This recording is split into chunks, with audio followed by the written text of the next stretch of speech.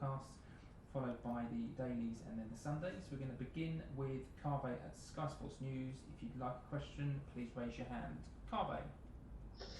First of all, Thomas, if I could start by just asking you some injury news. Is there an update on N'Golo Kante, and do you have any other injury problems before the game? No. Andreas Christensen will be in the squad. He did full training today and also yesterday without any problems, so he will be back. Kai did a test today and will be testing team training tomorrow. Kai Havertz. And with NG, it's going to be very close, but still some hopes that he maybe joins team training tomorrow. If not, then he will join on Monday. On Tuesday, we saw a lot of desire, passion and commitment from your players. Is that exactly what you need again on Sunday? It's exactly what we need all the time, but it's not all the time the same possibility. You need to adapt to what the game demands and to the situations. It was the moment, and it was a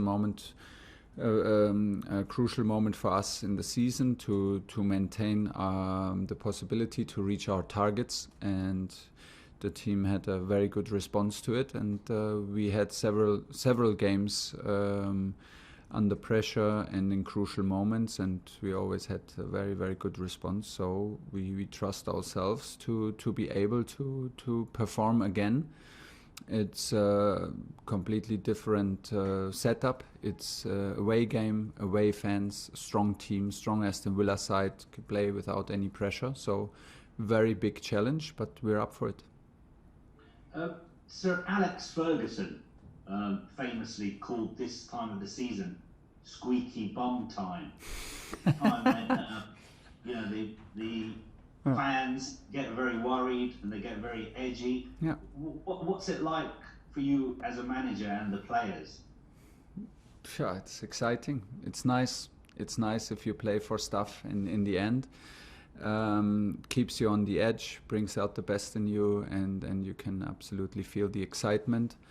We felt it in Wembley. We felt it Tuesday. We felt it also from our spectators. It was not like a normal match in Premier League. We had clear target. We needed to win to like I said, to maintain our goals, and that sets a certain tone and brings a certain intensity and energy that is very, very special. It's not like this for all 60, 65 matches a year, but when these matches arrive, it gets very special, and it brings you a certain amount of excitement that you cannot find nowhere else.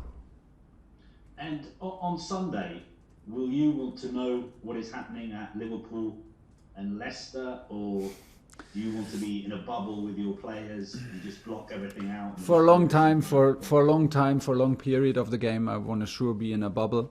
If it's in the end, if we have results that have an influence to the amount of risk that we should need to take, whatever, because we are not leading or not comfortable leading or whatever, then we need to know. It's also we need to be professional. I prefer not to know, but if it's necessary, we need to know to adapt our risk management and during the game. I think this is quite normal. First of all, we approach the game like the game against Leicester. It's in our hands, and we can decide things with a win. So we prepare this game to be ready to win it. But as you know, in a football match, there can be a lot of twists and turns. So we need to be ready for everything on our pitch and on the other pitches. James at TalkSport. Thomas, you're now in touching distance of a top four finish. Yep. Just how much of an achievement would it be to get that, considering where this club was in January? Well, we would be absolutely happy to reach it. This was the main target and the main focus for all of us. and having a busy schedule and making it in the FA Cup until the final and even in Champions League made it even harder, because we had so many games first of all to cope with and a tight schedule. But we had also, like I mentioned earlier, these a bit of a complicated situation to reach a final, then go back to race to top 4, then reach a semi-final. And in Champions League, it's like all these different competitions, and everywhere you have a different level of the competition. You are already almost done in FA Cup. Now we are done. You're not done in Champions League. You are not done in race top 4 race. So it demanded a lot of different levels of concentration and focus from all of us. So this is what we wished for and what we worked hard for, and now it's still in our hands, and we are full of respect for our opponents, and we know how hard it is to play at Aston Villa and to beat this strong Aston Villa side, but we're determined to do it. There were some really encouraging signs from Timo Werner on Tuesday night, and the Chelsea fans really got behind him. Yeah. How close do you think we are to seeing the best version of him, and how excited are you at that prospect? I hope we are there on Sunday. Actually, this is what we hope. But he's still young; he can still improve, and this is what we demand from him. Not only week by week, but also when there will be a bit of time to reflect for him, a bit of time to rest, a bit of time of holiday time for mental rest. I am sure that he can take the next steps. Next year he is not new anymore. He knows where he's coming back to. He knows the environment. He knows his teammates. He knows first game whoever we will play. He knows what he's up to against and how to adapt. And this will help him in future. And we try to push the process right now because we need him. And it's always like I said. And don't forget. Many goal scorers in Europe shoot penalties for their teams. It's very common normally that they reach these high numbers that they have with penalties. If you add the penalties that we had to his numbers, maybe everybody would be absolutely delighted with a first year. He's not scoring for us from penalties. He does not take them, so we should consider all of that. But in the moment, like I always said, I'm happy when spectators are back. They will see the effort instantly, and they will. It's very hard to be. It's much more easier to be critic and to judge on a personal matter if you're not in the stadium, if you're at home on TV.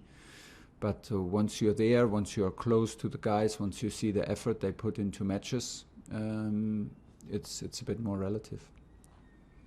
The home fans had such a big impact for your players on Tuesday night. Yeah. So what sort of effect do you think the Aston Villa fans will have on your players on Sunday? On our players, there will not be fans for us in the stadium, and they will have the same effect for their side. It's an advantage. It makes things absolutely more difficult, no doubt about it. But it's so much nicer and such a different game to play with spectators that we know that it increases the challenge and increases the adversity. But like I said, we are here to step up. We have it in our hands, and we want to do it till the very end. John Southall, 5 Live. Hi Thomas. On the fans front, do you think Liverpool and Leicester have an advantage as well, because they're obviously both at home and their fans will be back for the first time? In terms of fans, they clearly have. In terms of point, I think they would like to change with us. So it's like it is. We knew it before. It was a strange situation to have no fans. So everybody was very happy, us included, to have the fans back for the last 2 matches. And then it's equal. You have 1 home match, you have 1 away match, and it makes things more difficult. But that's it's still the obstacle to overcome. Do you think it will take some of the pressure off the Champions League final if you manage to finish in the top 4? Yeah, for sure. For sure. Of course, we don't need to talk around it. For sure, it takes some pressure off. But I don't think we play I don't think, like, when we arrive next week in Champions League final that in our heads it's like when we prepare the final in the last 2 days. we will not play this final to make it to Champions League next season. This final you will play 100% no matter what to win the cup. This is it. And the side effect, of course, is a crucial one.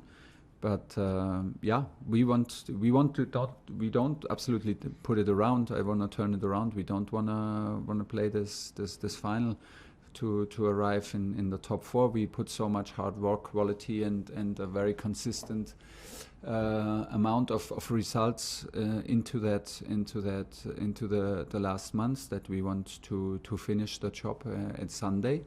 And like I said, we know it's going to be tough, but we don't know what expects us in detail. Anything can happen in the 90 minutes of football.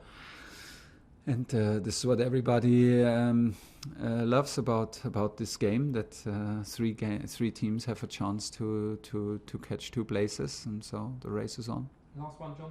The BBC website are doing a piece on the impact you've had at the club since you arrived. What one quality would you say you think you've brought to the group that has led to this point? No, I will not talk about me, for sure not. I do what I can, and in the best way possible, and I try to give all my knowledge and energy into this club now, and I really love where I am in the moment, and that's all I can say. Nick Purewell. Hi Thomas. Just on Timo.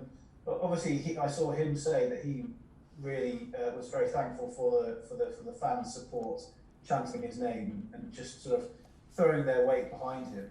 And he said that's sort of something he's not really had before. Can that also be something that helps his confidence going forward? It's one less thing almost to worry about, isn't it? And, we know the impact of fans, so I'm just wondering if you think that can also be something. I even talked about it with the board in one of the very first talks with me, that I have the feeling that it's still a young team, and a team that needs the team from outside, and looking at the characteristics of the players from outside, not only Timo but all the other young guys we have, and there are so many of them, that the board should not forget the influence, like missing the supporters and not having the supporters who help them maybe sometimes over difficult moments, and in between matches can have a huge impact, and even more impact than to a very experienced squad.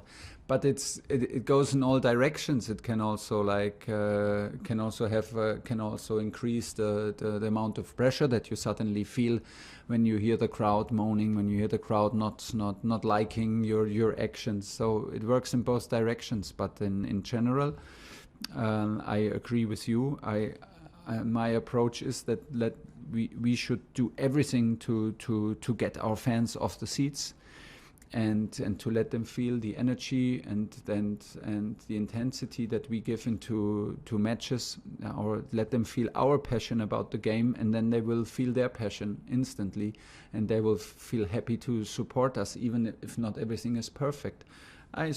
Like I said, I strongly believe that fans don't go for the perfect game and don't go for the perfect result only to the stadium. They go for the energy and for the special moments, and to really support when they can feel it.